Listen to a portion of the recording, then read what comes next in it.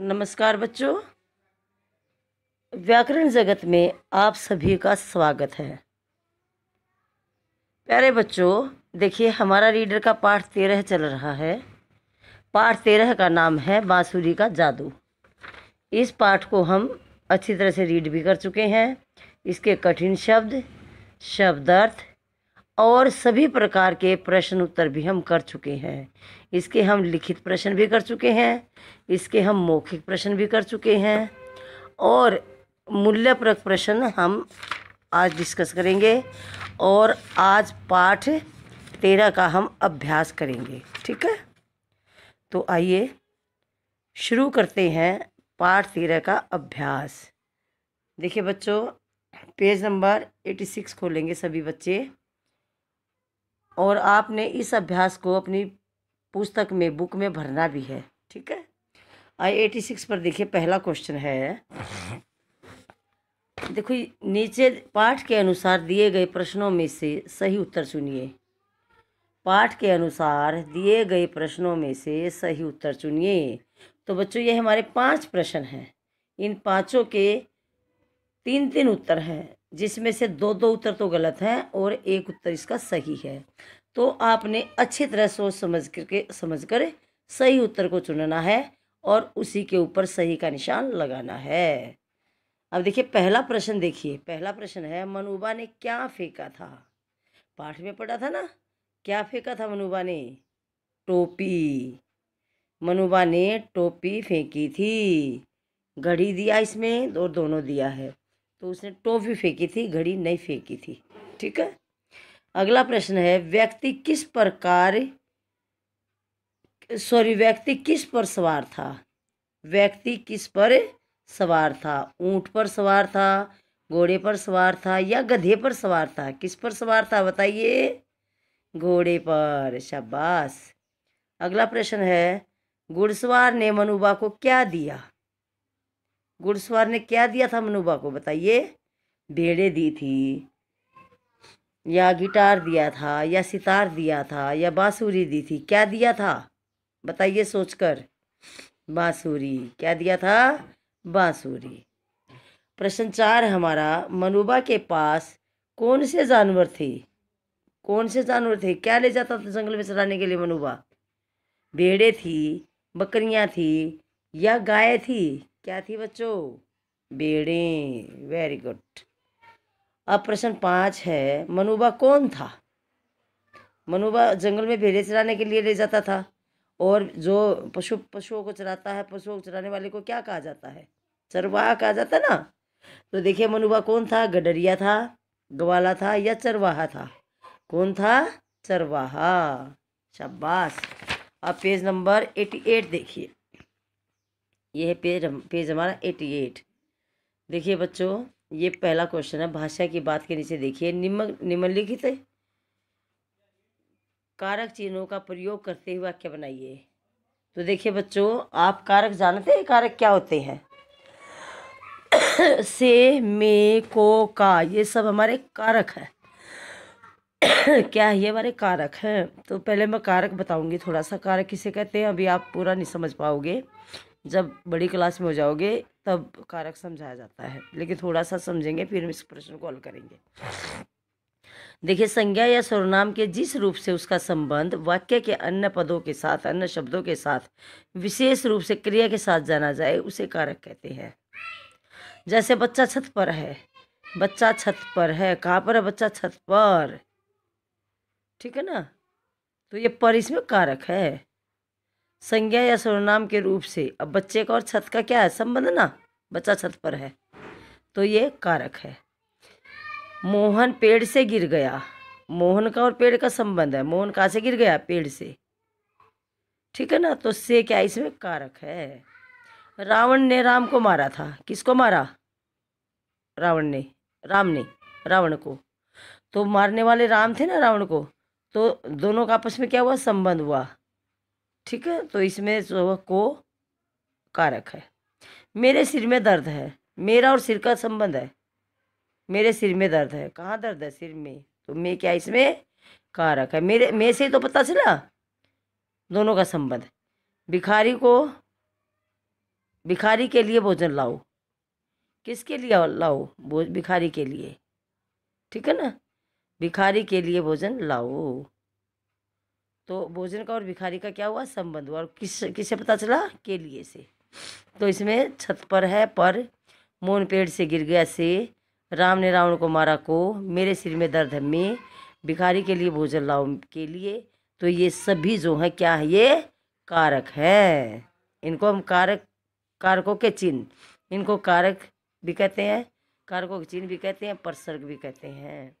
तो संज्ञा या सर्वनाम के जिस रूप से उसका संबंध वाक्य के अन्य शब्दों से जाना जाता है, विशेष रूप से क्रिया के साथ जाना जाता है, तो उसे हम कारक कहते हैं। थोड़ा ज़्यादा मोटे मोटे शब्दों में समझाया है, जब आप 6 क्लास में आओगे तो इस चैप्टर को थोरली पढ़ोगे, ठीक है। अब बस यही देखो कि हमने मे का, से का, को का और का हमने वाक्य बनाना है इन शब्दों से, इन चिन्हों से। जैसे मे से वाक्य बनाइए, वह कमरे में बैठा है, मछली पानी में तैरती है, ठीक है ना, शेर पिंजरे में है, ठीक है। मे से हमने वाक्य बनाना है। अब से देखिए, सीता बस से आई है या बस से गई है, वह चाकू से फल काटती है, वह पेन से लिखता है, वह कलम से लिखता है, ठीक है। तो इस प्रकार से हमने से वाक्य बनाने हैं। अब आइए अब को से बनाएंगे। भूखे आदमी को रोटी दे दो, भूखों को भोजन खिलाओ, भिखारी को भोजन दे दो, ठीक है ना, राम को दूध पिलाओ, बच्चे को पानी दो। तो क्या है? ये को से वाक्य है, को परसर्ग से, कारक, को कारक का चिन्ह है, तो को से हमने वाक्य बनाना है, ठीक है। अभी तो आप यही समझेंगे, अभी कारक आप समझ नहीं पाओगे, मैंने थोड़ा सा बताया है लेकिन अभी समझोगे नहीं। आप अभी यही समझिए कि कारकों की विभक्तियाँ हैं, से, में, को, का, तो इनसे हमने वाक्य बनाना है, बस अभी तो आप ये समझेंगे। अगला देखिए 4 का, यह मनोहर का घर है, ठीक है ना, यह राम का घर है। आए समझ में? तो इस प्रकार से हमने कारकों की विभक्ति का प्रयोग करते हुए वाक्य बनाने हैं, ठीक है। अगला प्रश्न है, देखिए, नीचे लिखे वाक्यों में कारकों के कारकों के चिन्हों के नीचे रेखा खींचकर वाक्यों के सामने लिखिए। अब ये नीचे वाक्य दिए गए हैं, तो तुमने बताना है कि कारकों के कौन कौन से चिन्ह हैं। जैसे पहला है, बालक ने दूध पिया, इसमें ने कारक चिन्ह है। अगले में छत पर चलो, इसमें पर कारक चिन्ह है। यह राम का घर है, यहाँ पर का जो है कारक चिन्ह है। पेड़ से पत्ते गिरे, या से क्या है? कारक चिन्ह है। मोहन पिता को पत्र लिखता है, या को क्या है? कारक चिन्ह है, ठीक है।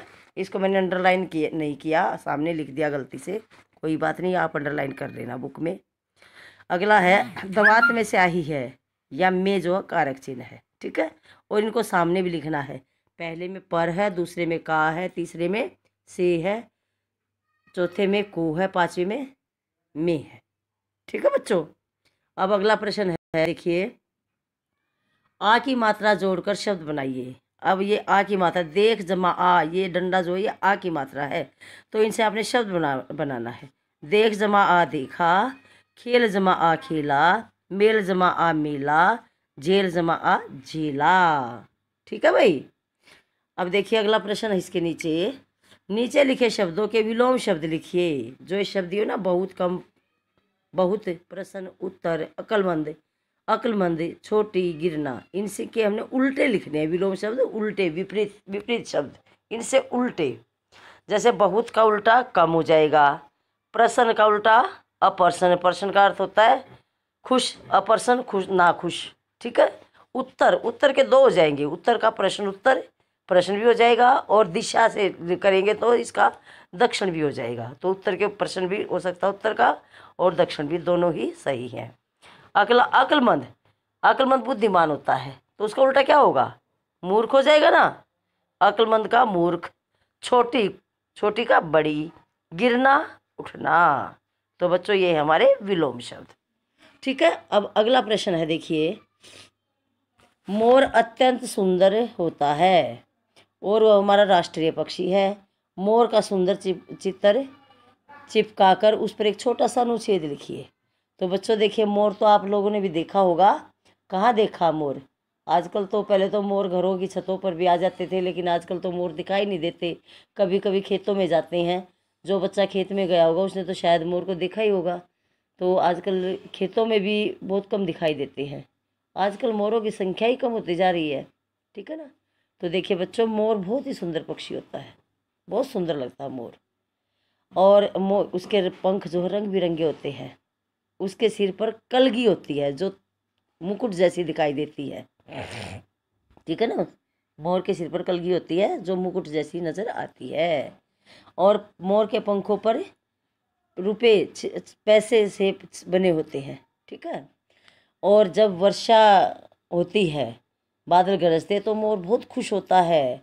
और मोर खुश होकर के नाचना शुरू कर देता है, अपने पंख फैलाकर बहुत सुंदर नाचने लगता है। और नाचता हुआ मोर बहुत ही सुंदर दिख लगता है।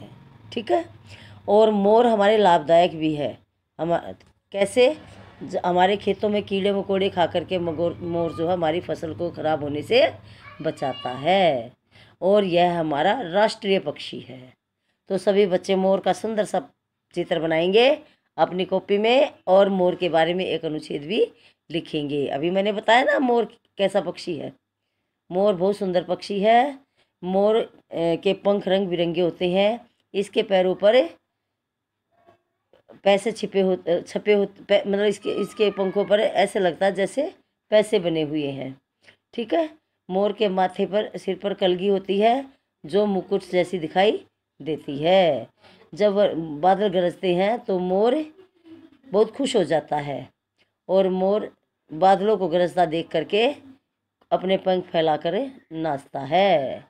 और मोर कीड़े मकोड़े खाकर हमारी फसल को खराब होने से बचाता है। ठीक है बच्चों। तो इस प्रकार से आपने मोर पर एक अनुच्छेद लिखना है।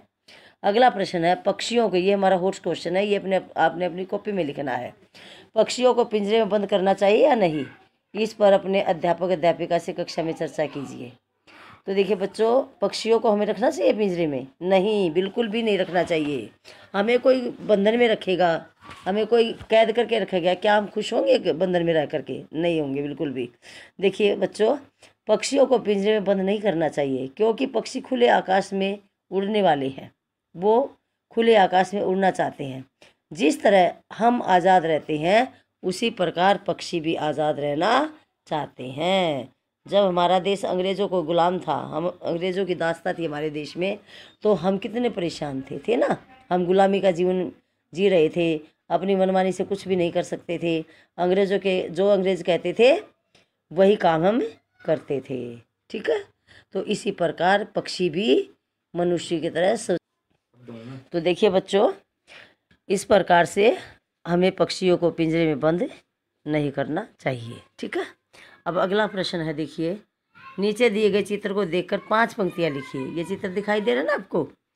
तो देखिए बच्चों, यह चित्र कहाँ का है? पहले चित्र को देखेंगे ध्यान से, फिर उसके बारे में लिखेंगे। सबसे पहले लिखेंगे चित्र कहाँ का है। देखिए यह चित्र जंगल का है। इस चित्र में एक घोड़ा दिखाई दे रहा है। घोड़े के पास एक आदमी खड़ा है। ठीक है। वह आदमी एक बालक से बात कर रहा है, और वह बालक भी बहुत खुश है। तो 5 ही पंक्तियाँ लिखनी है। इस प्रकार से हमने चित्र का वर्णन करना है। ठीक है। और बच्चों, एक क्वेश्चन और भी है इसमें, पक्षियों को के अंडों को छू लेने से क्या हानि होती है? ये भी होस्ट क्वेश्चन है, विस्तार से लिखिए। तो बच्चों देखिए, हमें पक्षियों के अंडों को नहीं छूना चाहिए। यदि हम पक्षियों को के अंडों को छू लेते हैं तो पक्षी अपने अंडों को सेता नहीं है, और वह अपने अंडों को गिरा देता है, और उनके बच्चे मर जाते हैं। इसलिए हमने पक्षियों के अंडों को हाथ नहीं लगाना चाहिए। ठीक है। तो ये था हमारा आज का पाठ 13 का अभ्यास, आज का कार्य है ये। अब पाठ 13 का अभ्यास पूरा हो चुका है, और इसके होस्ट क्वेश्चन है मैं ये PDF में भेज रही हूँ। और आप सबने होस्ट क्वेश्चन तो अपनी अभ्यास पुस्तिका में लिखने हैं, और इसका अभ्यास जो है अपनी बुक में भरना है। ठीक है बच्चों। और मैं आशा रखती हूँ कि आप सारा काम बहुत सुंदर सुंदर ढंग से करेंगे। और मेरी आपसे एक रिक्वेस्ट है कि सभी बच्चे रोज़ का काम रोज़ करेंगे। ठीक है। धन्यवाद।